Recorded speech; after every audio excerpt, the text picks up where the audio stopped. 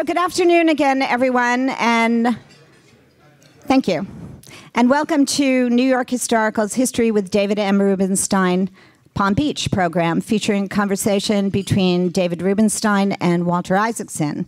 And of course, it is always the greatest pleasure for me to present the chair of New York Historical's Board of Trustees, Pam Schaffler, with whom I am so very lucky to enjoy a wonderful partnership and a shared pride in the New York Historical Society. Pam. Thank you, Louise. So again, I will say good afternoon and welcome to our third History with David M. Rubenstein Palm Beach program. Today, he'll be speaking with Walter Isaacson about Walter's latest book on Leonardo da Vinci, a topic that goes to the heart of a quality we often call genius. And it's not a stretch when I say that our two speakers today have their fair share of that quality as well. Ladies and gentlemen, it's my pleasure to introduce Walter Isaacson and David Rubenstein. Walter, thank you very much for coming up from New Orleans, right? Yes, and thank you for all you do. It's amazing what you do for the study of history and this organization. Not that much, but let's start back. For some people who may not know you that well, you were from New Orleans, right? Mm-hmm. And you went to college at? Harvard. And you were a Rhodes Scholar. Mm-hmm. So what did you do to become a Rhodes Scholar?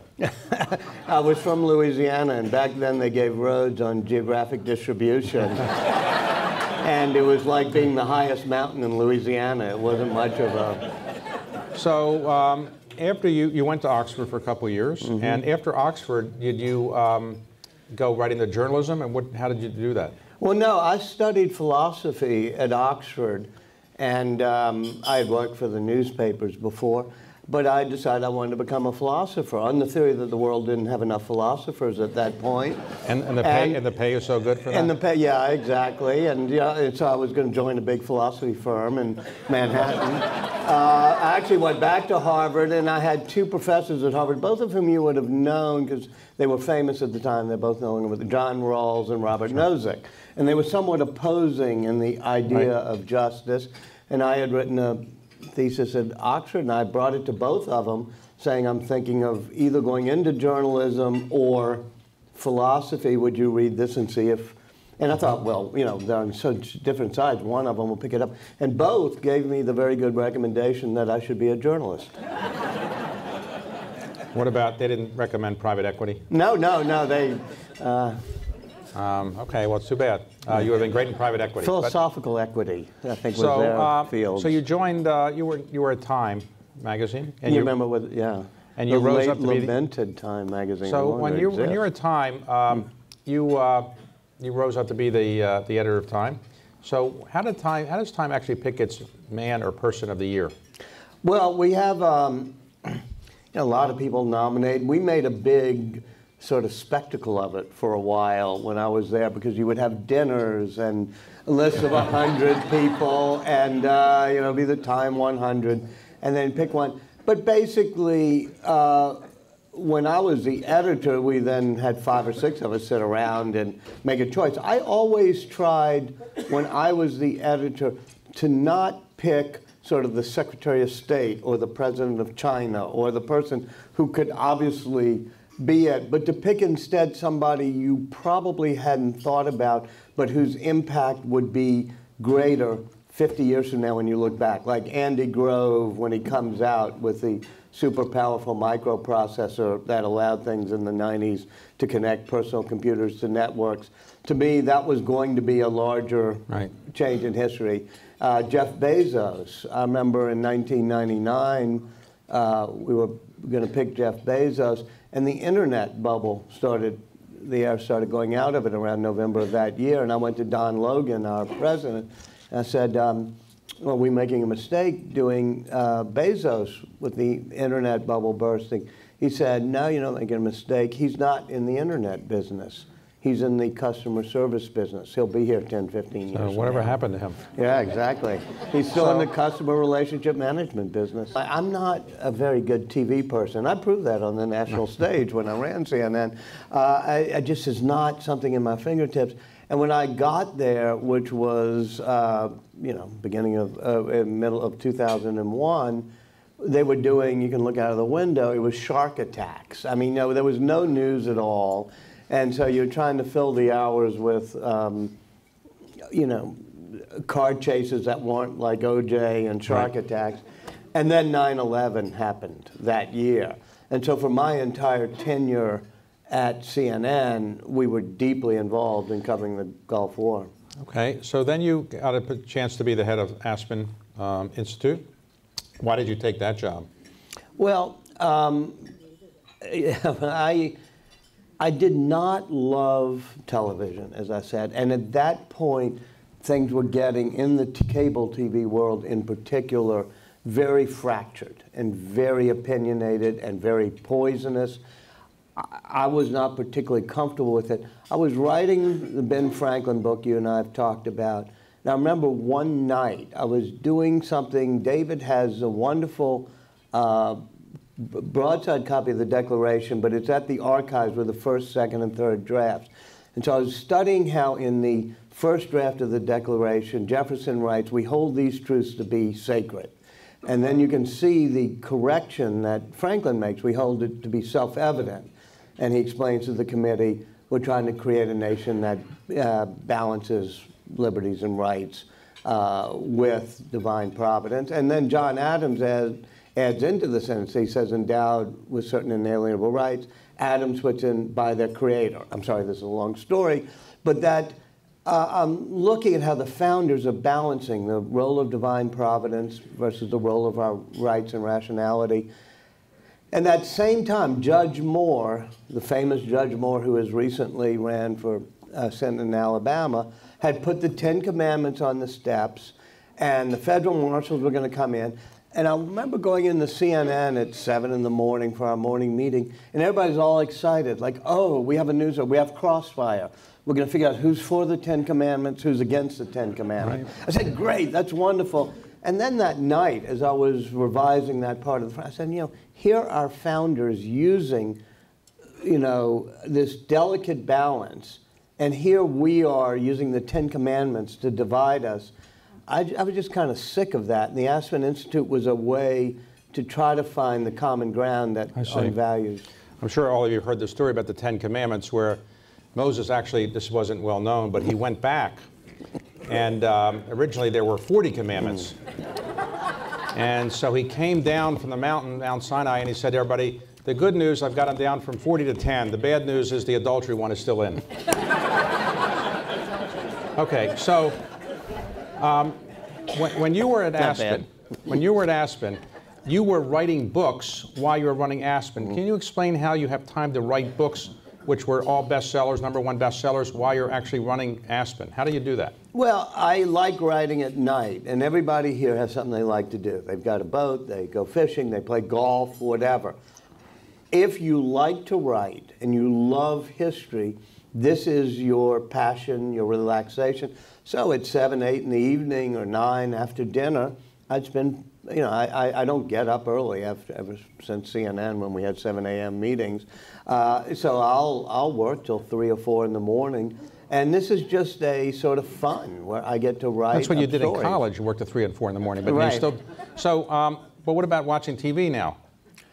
I hate to say this, if there's anybody here who's deeply into television, including the camera that seems pointed at us.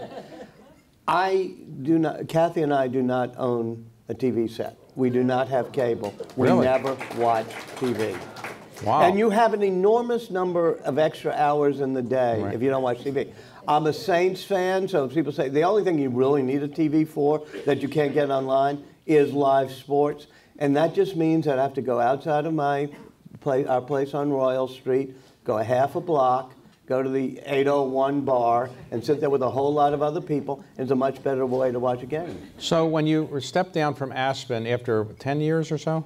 It's been 15, it feels like 10. 15 years there. 15 years there. You moved back to your hometown of New Orleans. And what are you doing now? You're teaching, but what else are you working on? I'm teaching the history of the digital evolution from Ada to Zuckerberg, which is Ada Lovelace to Mark. I am co-chair of the transition team for our new mayor, because I do think that in this very poisonous political era, if you're going to do things that get done right, we were just talking about Detroit at our table, you know, there are great things happening in cities, and you ought to go back to the city you care about. Right.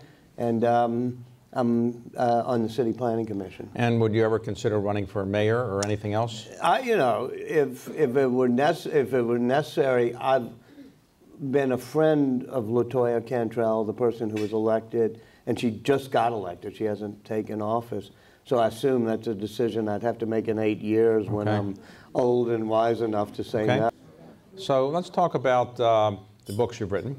Your first book was written actually with someone else. Evan Thomas. Evan Thomas. He was the editor of, or senior editor of Newsweek, and you were at Time, and together you wrote a book on men who had helped shape our foreign policy. And those men were, was there 6 of them, I think it was? So 6 of them. Which of those people would you say was the most influential in our foreign policy post-World War II? And do you see any people like that today? People that are great Americans who are trying to help on foreign policy and aren't particularly political? Yes.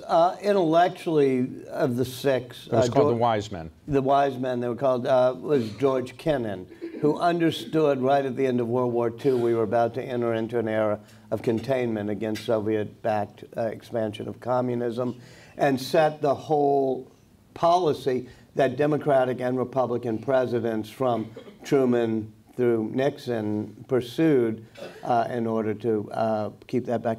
I think the most interesting was Dean Acheson. Now, all of them, the reason we did it as a collective biography, they all kind of knew each other from the very beginning. They were 3 Democrats, 3 Republicans. They met each other when they were rowing at Groton, or members of Bones at Yale, or you know, Brown Brothers Harriman. They merged. Robert Lovett from the Brown Brothers side, and Harriman from the Harriman side. So they followed each other from Groton to Wall Street to government, and then ran the government in a very bipartisan way to create this post-war policy. So those individuals had a fair amount of influence, but then you wrote a book about one individual who was involved in foreign policy, Henry Kissinger. And that might have been the beginning of your efforts to write books about people who might be considered by some geniuses. Right.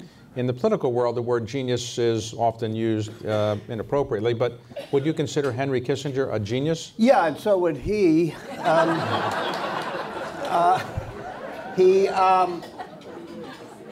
And I'll get to what I think was his downside, because you know, the book is a mixed assessment. But a genius is somebody who's able, in my mind, to think different, to use Steve Jobs' phrase, to think out of the box and to see a pattern and then break that pattern by being imaginative.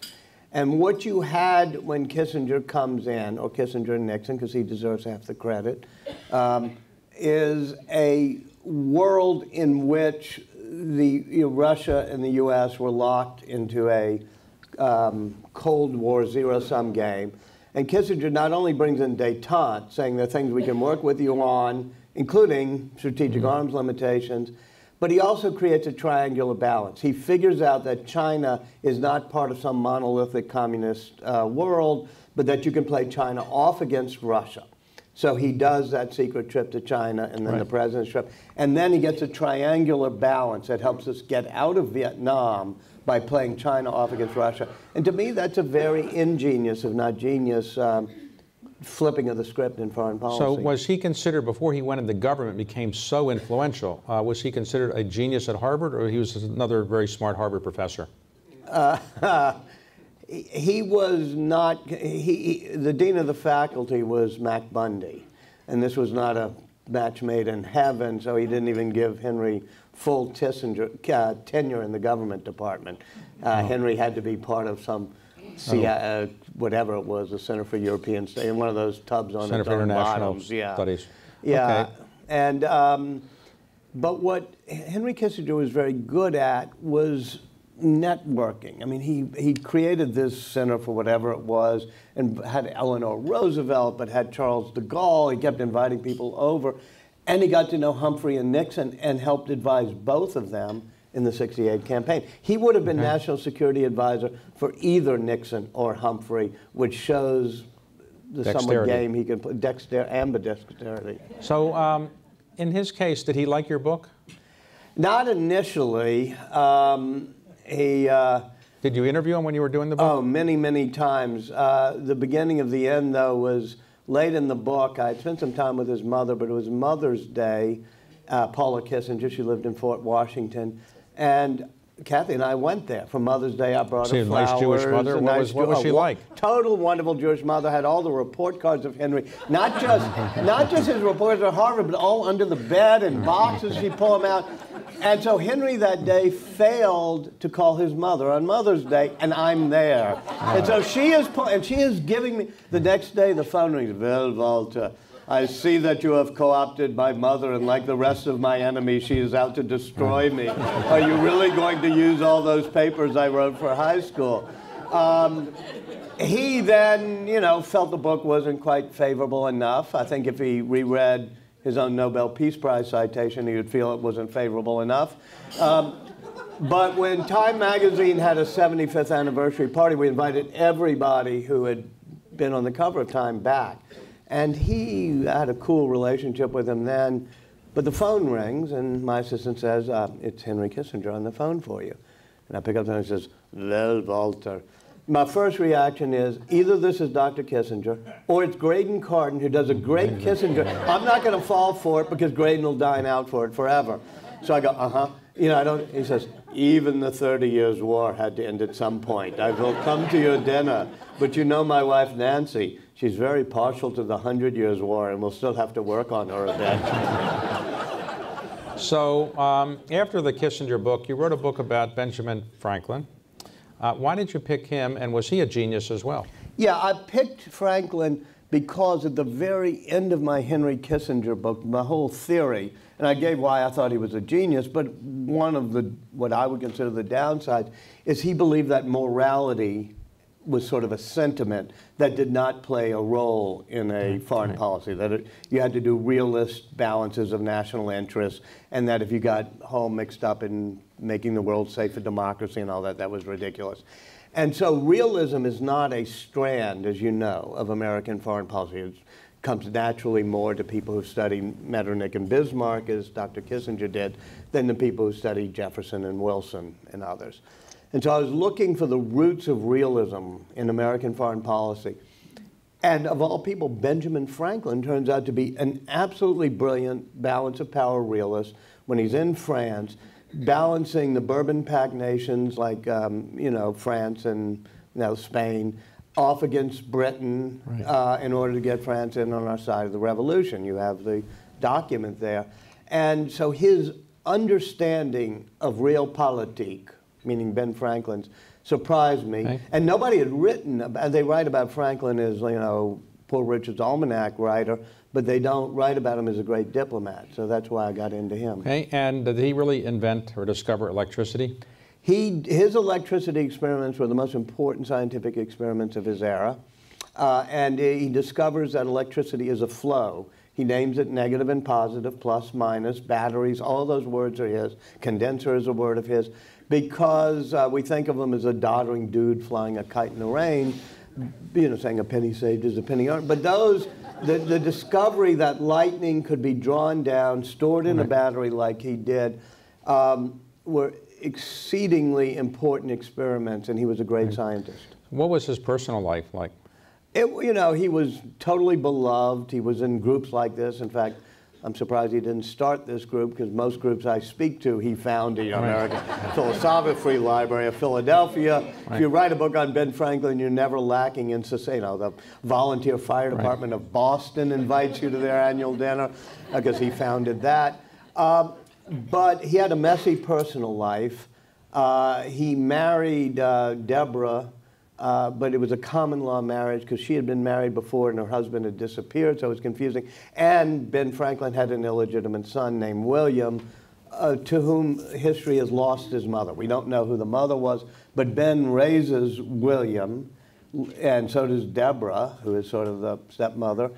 And then William gets brought to England with Ben Franklin. He dotes on William, but William stays loyal to the crown, becomes royal governor of New Jersey. They have a showdown in Perth Amboy, we call it now, in which Franklin says in May of 1776, I'm going all in this, and William won't. And William is arrested by George Washington after he crosses the Delaware. It's very much a part of our history. But that, and then William himself had an illegitimate son. Real quickly, I'm sorry going on to this, but Temple Franklin, and they fight over the loyalty of young Temple, who ends up being loyal to the grandfather, Ben Franklin, and is in that painting that you have of the signing of the Treaty of Paris in that room in the State Franklin Department. lived in Europe for 10 or 15 years. Leaving Deborah behind. And he never went back, and she wrote him a letter saying, I'm dying, or more or less, can you come back? And I'm feeling bad. Yeah, I mean, you know, whether it's anybody I write about, one of the things in history is that sometimes people aren't as wonderful as you'd want them to be. There he is trying to solve the American Revolution. I don't want to just take his side, but he's over there. She was, as far as I can tell, they met on Market Street, that very famous scene where he marches up with 3 puffy rolls, having gotten off the boat. There she is laughing at him. She's living on Market Street. They end up marrying. They live on Market Street. As far as I can tell in all of my research, she never spent a night away from Market Street in Philadelphia. Whereas Ben Franklin went across the Atlantic 7 times, up and down the coast. He loved to travel. The fact that he traveled when she didn't, do you blame him? Do you blame her? Do you blame nobody? Because it was their choice. So after your Franklin book, you wrote a book about somebody about whom you wouldn't have to ask the question, is this person a genius? And that was Albert Einstein. Right. But he was a genius, right? Yes, yes, yes. Okay, so he actually was. So what's with the hairdo with him? Well, first point is, if he didn't have the wild halo of hair, if you do the thought experiment, say he looked like Niels Bohr or, Max Planck, who you don't know what they look like, would he have been such an icon? Right. Because, they were both geniuses too. And I think, yes, I think Einstein was a quantum orbit higher than those. As you once reminded me in one of these interviews, because I couldn't remember, both with the socks and the hair. Yeah. Well, he didn't believe in socks. Yeah. He had a theory that the big toe will eventually force a hole in the sock, and therefore why bother having socks? We're going to have holes in anyway, so he didn't wear socks. This is how black holes came to be discovered. Actually, it is true. The general relativity predicts black holes. But likewise, hair is like a waste of time. Why would I spend time in the morning combing my hair? His big passions, I know this from your book, his 3 big passions were, 1, playing the violin, yes, which he played all the time, but not great at it. 2, sailing, though he wasn't that great at it, and sometimes the Coast Guard would have to come and fetch him back. And 3, chasing women. Correct. And he was quite a womanizer, and he had this great pickup line, how would you like to spend the weekend with Albert Einstein? Right, exactly. And he didn't have to worry about taking off his socks. Yeah. Right. So, but there was a famous year. He was, I think, 26 years old. Yeah. And in that 1905 we're talking about? 1905. Yeah, okay. In 1905, he's 26 years old. Oh, what a year, yeah. He can't get a real job, so he's getting a job in a patent office in Switzerland. What did he do that changed the world? Yeah, he's a 3rd-class patent examiner because he can't even get his doctoral dissertation accepted, and he can't get a job teaching in high schools. We have all the postcards he sent out to us. And so he's, among other things, they're looking at devices to synchronize clocks in the Swiss Patent Office because they do it on standard time zones. And most of you do, in your business, know a lot of Swiss people, right? And they tend to be really Swiss. Don't they? Right. Yeah. If it strikes 7 in Basel or 10, they want it to strike the hour at the exact same instant in Bern or Zurich or whatever. And so they have all these devices that are being to synchronize clocks by sending a signal between the 2 clocks. And the signal travels at the speed of light. It's either a light signal or a radio signal. And you got this patent clock. All of science is befuddled about the fact that the speed of light always seems constant, that you can't, ever figure out why, no matter how fast you're traveling towards the light or away from it, Maxwell's equations say the electromagnetic wave always travels at a constant speed. And, Poincare, others are trying to figure it out. And this patent clerk says, well, if you're traveling really, really fast towards one of those clocks, what looks synchronized to you will be different than the way it will look to a person who's traveling really, really fast in the other direction. And the signal, et cetera, et cetera. And he says, so maybe it's that the speed of light is always constant, but time is relative depending on your state of motion. It is a total ingenious, out-of-the-box thought that takes 5 years for other people to figure out this patent clerk is right. And that's basically the special theory of relativity. But did he win a Nobel Prize for that? No. He did something else. In 1905, he does 4 papers. One is special relativity that I just described. The other is quantum theory, which is that light is both wave and particle. The third involves proving that atoms exist, which was the simplest, easiest paper, which is why he uses it to get his doctoral, because it's the only one his professors will understand. And then his fourth thing is an addendum after he goes off hiking and Lake Como with the woman who will become his first wife. And he says, oh, if all this is true, then E equals mc squared. Energy and mass are related by the square of the speed of light. Quantum theory is what he wins the Nobel Prize for, but not until 1919, after it's been proven by an eclipse. And partly it's because he's Jewish. It was called Jewish physics, and some people didn't like what he did. So when his first wife, he wanted to get divorced, didn't have any money. So he says, I'll tell you what, if I win the Nobel Prize, you can have the money. Yeah. And then he... What a wonderful bet. If any of your husbands or wives say that to you, I would decline it, knowing most of us, we're not going to win it. But, Mileva Maric was her name. She was also a mathematician from Zurich Polytech. And she takes the bet seriously. She consults with Fritz Haber and 2 other scientists. She has a week to think about it. They do the calculation of the odds, and she takes the bet. And she says, okay, I'll do it. I'll give you the divorce, and if you ever win it, I get the money. He wins. She bought 3 apartment buildings in Zurich and lived happily ever after. It was $25,000. Yeah. I was describing that story once to somebody in the administration of Barack Obama, who was, I think he won the Nobel Prize as well, Chu. Stephen, yeah. Stephen Chu. And I was describing this, and I said, geez, this is interesting. He promised to give his wife the Nobel Prize money, and he said, well, I did the same thing. Yes, right. And he won. Well, I think he meant that he stayed married and... No. No. Oh, I'm sorry.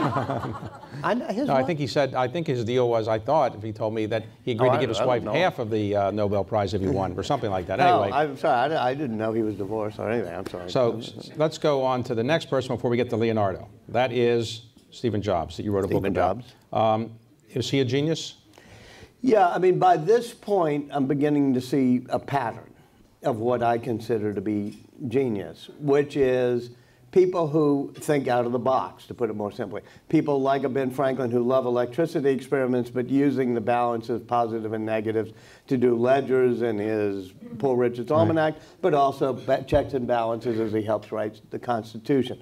People who love different disciplines across different fields. Steve, whenever he introduced a product, did a street sign showing the intersection of the humanities and the sciences, or the arts and the engineering. And he said those who can stand at that intersection will be the most creative.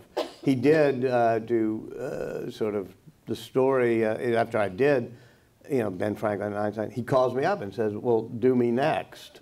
And I said, sure, Ben Franklin, Albert Einstein, you arrogant, well, and then I said, I'll do you in 30, 40 years when you retire, at which point somebody told me, if you're going to do Steve, you have to do him now, because he had not yet publicly said he had cancer. And I realized he was a genius, and I would get a very up-close seat, a genius who transformed industry after industry, not just the computer industry with the Macintosh and personal computers, but the music industry with iTunes Store and the iPod, retail sales, digital animation. You can go through industry after industry. So is it easier writing a book about somebody's alive or somebody's not alive? I think you want to go back and forth. You and I have been talking about Elon Musk, who might be my next, or maybe Bezos. Elon Musk particularly fascinates me because he is somebody who jumps from subject to subject. But after you've done either a Kissinger or a Steve Jobs, you give yourself a rest and do somebody who's been dead 500 years. Okay. Well, let's talk about that person. You've written a book, Leonardo da Vinci, a very clever title. Yeah. And can I say one thing about Kissinger? Sure. So my book on Kissinger is just called Kissinger. And somebody asks him afterwards, did you like Walter's book about you? And he says, I like the title. Well, another person who liked the title is Leonardo DiCaprio. I read that he's bought the movie rights for this. And they just announced yesterday, getting him John Logan, some of you may know, who wrote Aviator and wrote Skyfall, is writing the screenplay for it. But the story was that Leonardo DiCaprio was named after Leonardo da Vinci. Is that true? Yeah, his parents, his father's kind of a fun, interesting guy, but his parents were at the Uffizi, and they were in front of the Annunciation, and she was pregnant, and Leonardo starts kicking, and the dad says, well, I guess we'll have to call him Leonardo. Okay, well, so why did you pick Leonardo to write a book about? Well, he's the ultimate in that standing at the intersection of the arts and sciences. You know, the Vitruvian Man, the nude guy doing jumping jacks in the circle and square. That's a symbol of both unbelievable science. It's an absolutely accurate piece of anatomy and anatomical drawings where he did 243 measurements, got everything right. But it's also a beautiful piece of art. It's a self-portrait of him saying, how do I fit into the world? How do I fit into the cosmos? And so if you're ever going to take somebody who spans multiple disciplines, there has been nobody in history who is as curious to know as much about as many subjects that were knowable. So he was born in, 1452 in Da Vinci. Da Vinci. Yeah, hence the name. Right. So he was illegitimate? Very, very fortunate for him that he was born out of wedlock. Otherwise, he would have had to be a notary. Like because his father was a notary. Father, grandfather, great-grandfather, and great-great-grandfather were all notaries in either the village of Vinci or nearby Florence. And Leonardo would have been a terrible notary. I mean, he was always thinking out of the box, thinking imaginatively, procrastinating, not finishing things, being very imaginative. And he was spared being a notary because under the guild, you had to be a legitimate son. So he was raised initially by his mother and then his father. And then he's, I guess, has some art skills, and he's becomes an apprentice to a very famous artist. Is that right? In Florence. Yeah, Verrocchio's studio. And I wouldn't say just an artist. One of the cool things is he gets apprenticed to Andrea Verrocchio's workshop. And among the things they do is they solder that copper ball and put it on top of Brunelleschi's dome on the Duomo in Florence. And it's a work of science and art combined. He does all the costumes for the Medici family pageants, including spiraling helicopters that bring angels down from the ceiling, which is that famous drawing he does. People say, oh, you invented the helicopter. Well, it was for stage plays. So what I'm saying is, one of the cool things about Florence in the late 1400s is it begins to combine a whole bunch of disciplines. Verrocchio himself was a jewelry maker and gold beater mainly, but he has a studio in which he's doing sculpting, and then Leonardo turns out to be really good at painting. So when they're doing the baptism of Christ, this wonderful painting, you know, they got this 12-year-old Leonardo who's doing the ripples of the water by the ankles of Jesus and all the and they say, okay, wow, we'll let this guy do the painting. Now, because he was illegitimate or other reasons, he didn't get a formal education, is that right? Yeah, another good thing, a stroke of luck. He was, so didn't have to be a notary and didn't have to go to school. So it turns out that he had some very good skills as a painter and skills in other artistic areas. When does he decide to leave Florence and go elsewhere? Well, not until he's age 30. And he loves, I mean, Florence is a great place for him because he's a real misfit. As you said, he's illegitimate, but he's left-handed, he's gay, he's a vegetarian, he's distracted, and he's sort of embraced. Everybody loves him in Florence, but he just can't finish his paintings. So those of you who've been to the Uffizi, after you've seen the Annunciation, you look at Adoration of the Magi, say, that's great, I wish he had finished it, you know, likewise St. Jerome in the Wilderness. So at age 30, he decides to leave Florence, and he gets part of a delegation that the Medici, Lorenzo de' Medici, is sending to the Duke of Milan, because Florence was a powerful city-state, but not because of its military. In fact, it had a pretty bad military. It lost twice to Pisa during Leonardo's time, which is, I don't know, like losing to the Vikings or something. It's, you know, it's horrible. But he, as a member of this delegation, they're poets, they're playwrights, they're artists, they're architects, all going to Milan. And he goes as a musician, because among other things, Leonardo had discovered that sound is a wave, so he's invented these musical instruments. But when he gets to Milan, he decides, I don't want to go back, for a variety of reasons that are in the book. So he writes the best job application letter ever written. It's 11 paragraphs long, and the first 10 paragraphs are about all the science, technology, and engineering he can do. I can build great bridges. I know how to design great public buildings. I can divert the course of rivers. I can make none of which he'd ever done. Yeah, he had done. This is a job application. Right. He's resume padding. But he does beautiful drawings of crossbows, you know, huge crossbows he could do. Only in the 11th paragraph, he says, I can also paint as well as any person. Now, let's talk about painting before we get back to the scientific part. As a painter, how many extant Leonardos are there? Approximately 15 that we know about. And the reason I say approximately, you have to say Adoration of the Magi, not finished. It depends on how you count it, yeah. Okay, so let's say there are 15. Now, one was just sold at Sotheby's for roughly $500 million. Is that a real Leonardo? Yes, Salvator Mundi. Fortunately, I write about it a lot in the book, not knowing it was going to come up for sale. And so it helped that, and I think it was partly coincidental and partly not, that they put the sale just as the book was coming out. We know that he did a Salvator Mundi, and there are copies of it, you know, engravings. It was in the British royal family, all the way documented in the family until the 1740s, when the British royal family was even ditzier than they are now, and they somehow lost it. And so it had been undocumented since then. So we know that there is a Leonardo and that many copies were made. If you look at it very carefully, the technical analysis makes it clear that at least 80% of the painting was his, I would say. Okay. So the most famous painting that anybody's ever done, and he did as well, is the Mona Lisa. Why is that so famous, and who is the woman in that painting?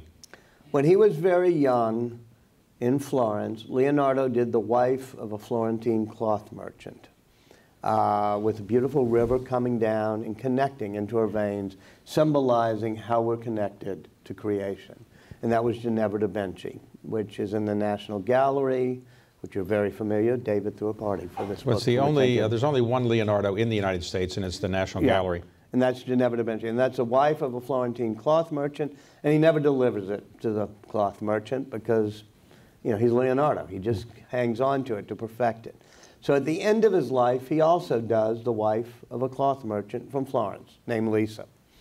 And she's the richest woman in Italy. You know, Beatrice d'Este, others are begging him to do the portrait. He's very famous, but he picks this middle-class cloth merchant's wife because he's mesmerized by her. And he doesn't ever deliver it, of course. He keeps it for the next 16... Well, when you say keeps it, where does he keep it? Or is he well, it's like he's in Florence, and this is 1503. 1503. He doesn't die until 1519, and yes, he just carries wherever he goes.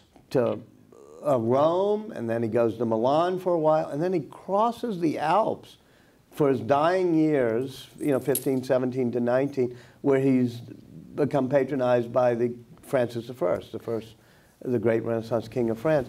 And that painting is strapped to a mule so they can make it across the Alps because he won't let go. Now, it is a work of art and science because he has dissected every muscle in the human face, how it touches the lips, and every nerve that touches those muscles, whether it comes from the brain or spinal cord, and you just see all of the lip anatomy as he peels each layer of flesh off of the face. And in the very last page of that, you see him starting to draw the Mona Lisa smile.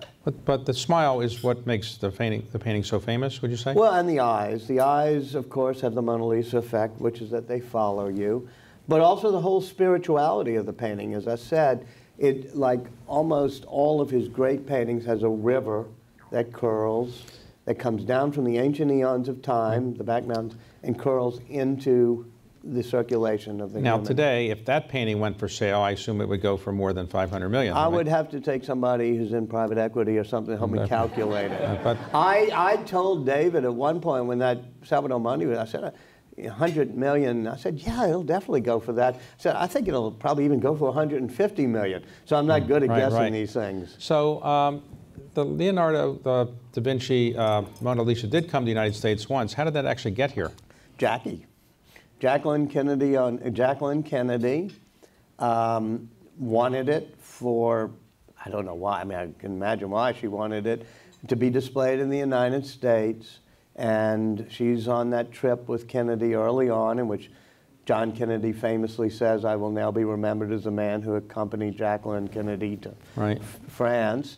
And she whispers to Charles de Gaulle, and he says yes. And the culture minister resigned? Culture minister resigned, I think. I mean, it was, I mean, it's not the type of thing, I mean, if you think what Trump's doing to his FBI director is bad, if you're the culture minister and your prime minister or president, whatever he was, says, excuse me, we're going to ship the Mona Lisa off to Washington for 6 months. So maybe the second most famous painting in the world, and the second most famous by Leonardo, is The Last Supper. Where is The Last Supper? It's in a monastery in Milan on a refectory dining hall wall, painted right on the wall, which is why it flaked off, because he made a mistake. And being the Leonardo doing it slowly, he doesn't paint on wet plaster, which is what you have to do, because the plaster keeps drying. And so it's both a miracle of mathematical perspective, but also what he would call trick perspective, because the walls come in a little too fast, because Leonardo was a theater producer.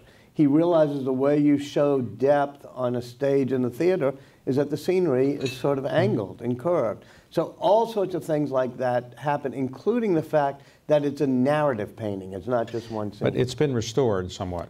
Very, very much restored over the past maybe 15 years. And when Kathy and I went a couple years ago, it had just reopened.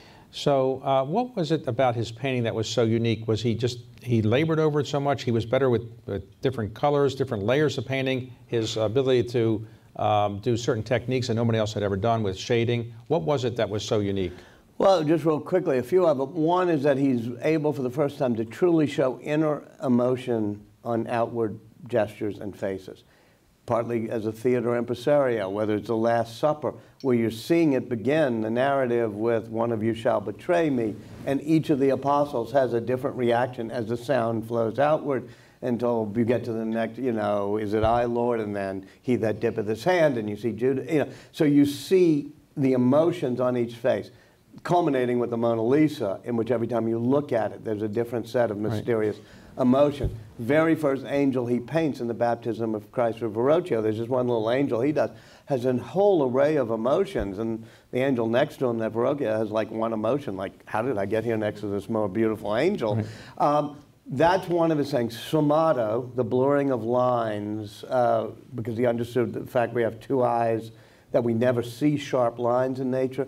He's able to capture that. And finally, the last one I'll say is, the great advance of Renaissance art was to be able to show three-dimensional, something that looks three-dimensional on a two-dimensional panel. And whether it's the hand of Salvador Mundi coming out and being very sharp and looking like it's blessing you, or the Mona Lisa, anything, he's able to convey three-dimensionality through perspective in many different ways. So another famous one is the Vitruvian Man. You referred to it earlier. What is that? It was actually a collaborative work, which was fun for me to discover, because we think of a guy going to a garret and drawing Vitruvian Man. He was, when he gets to Milan, the Duke of Milan actually makes him an engineer, and he's supposed to help with churches. And he and four friends decide, how would you do the perfect church? They think Milan Cathedral is grotesque, as it is. I mean, it's a grotesque Gothic monstrosity. They want a simple church. Leonardo loved squares and circles, the mathematical ancient problem of squaring the circle, which I won't get into, but Leonardo spent a lot of time wrestling with that mathematical problem. And he and his friends decide that simplicity is the ultimate in connecting us to the spirituality of creation. So they start looking at these simple squares and circles churches, and they hear of a manuscript by Vitruvius called The 10 Books of Architecture.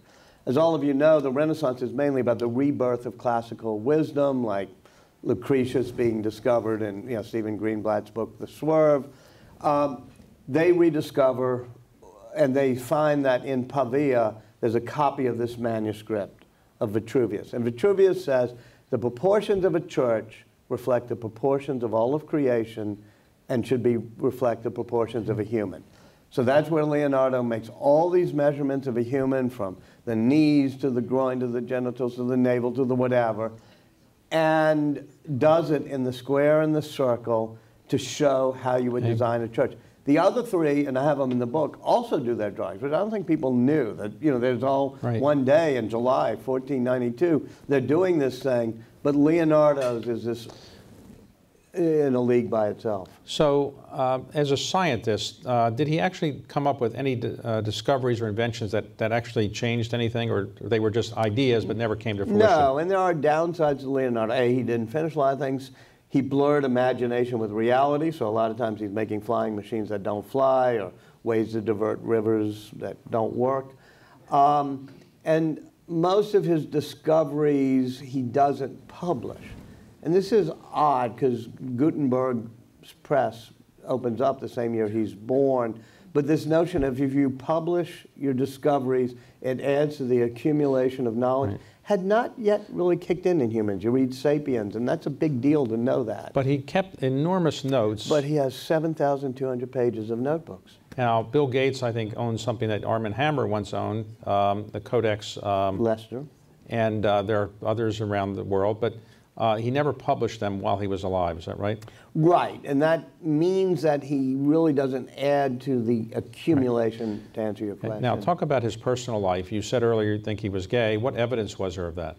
Oh, well, he was not in any way, he didn't hide it the way Michelangelo did. They were almost contemporaries, knew each other in Florence. His first major companion was Salai. We have in the notebook page after page of pictures of Salai. He's arrested in Florence for sodomy, because even though Florence is extraordinarily tolerant of gays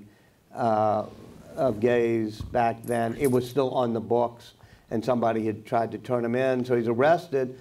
But fortunately for him, one of the 4 people he's with is a member of the Medici family, so charges are dismissed.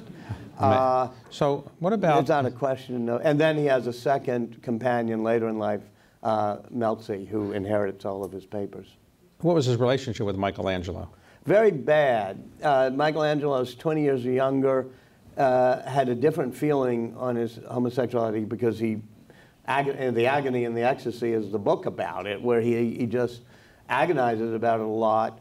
And Leonardo's always with his retinue of young men and wearing his short purple tunics. And so they meet up a few times, I mean often, but a few times we have recorded where they meet in Florence. And they have sort of a verbal tiffs where Michelangelo will diss Leonardo. The elders of Florence took advantage of this and decided to have them compete, each by drawing a mural on what is now, I think, the Uffizi, but the town hall, the grand hall, and that town hall there on the square. And they both are going to do battle scenes, and both start and both kind of freak out looking over the shoulder at the other, and they both leave. Leonardo goes back to Milan, and Michelangelo goes to Rome to paint the Sistine Chapel. Now, did Leonardo, the latter years of his life, where did he spend those? Well, he goes to Milan at age 30, but then comes back in his late 40s for a while in Florence, then to Milan again, then to Rome for a brief period. And finally, his final years, he's in Amboise, where the Chateau of the King of France was. He dies at 67, and where is he buried? His remains are somewhere on the grounds of the Amboise Chateau. There's a chapel that says presumed remains. Everything from the exact cottage in which he was born to where his bones are buried are still a slight mystery. So how many years did it take you to research this? Well, it was 5 years sort of serious reading through the notebooks, talking to people, going there. But Kathy studied, or at least spent, her junior year abroad in Florence, and so loved Florence. We go back all the time, and after I'd seen the paintings at the Uffizi enough, I started to notice that both there and in Milan, there are all these notebooks. You can go into the Biblioteca Ambrosiana, you can, just different places. And so I became interested in the notebooks. So for 30 years, I've been like, wow, how come people haven't read these notebooks? Did you read them in the original? No, he writes... What language is he writing in? Yeah, he writes in a somewhat of a Florentine Tuscan dialect, and he writes, as you said, from right to left, because he's a left-hander and he doesn't want to smudge the ink. So there's a guy named Marco Chianti, a truly delightful gentleman. Someday, he lives in Florence, but Jillian has had him over to your house for dinner, right, in Aspen? And he was my translator. Okay. So who's your next subject? Well, as I said, if I go contemporary, I want people who are interested in many topics. I haven't said this publicly, but I've always been interested in Jeff Bezos. Yeah, I know. Well, either Jeff Bezos or Elon Musk, because both leap around into a variety of, from space exploration to narrative to whatever. I haven't even talked to either of them, and I was just with you earlier today saying, which do you think would be more interesting? That's if I decide to go current. I'm also interested in a woman who lived in New Orleans in the 1890s named Lulu White. And she was an octoroon, meaning she could pass on both sides of the color line, and did. And she was one of the people who started one of the brothels in Storyville, the red light district. Hers was Mahogany Hall, and part of the excitement of it was you could cross the color line, which in the 1890s, after the Civil War, and people did, it became a big deal. And she hires Jelly Roll Morton to be her pianist, and he hires Louis Armstrong to be cornetist. And it gets very complicated, race and class and sex in New Orleans. And one of her close friends is also a Creole named Homer Plessy. And they decide, after they pass the Jim Crow laws in Baton Rouge, not New Orleans, but separate, that they're going to have Homer Plessy tested. And so at the edge of Storyville, at the Press Street station on Basin Street, he boards the train and gets told to sit in the colored car, and he won't. And it becomes Plessy v. Ferguson. And when that happens, it severs the ability to cross the color line in America and changes everything, and Storyville closes. So you're not likely to write about any private equity firms? That's not one of your lists? What a good idea. Right. Okay, well, Actually, we'll have you think about that. You know, you once did it, which is started to write your own book, and we're still holding our breath. Right, well, someday I'll probably posthumously be published. But Walter, thank you very much for a great conversation.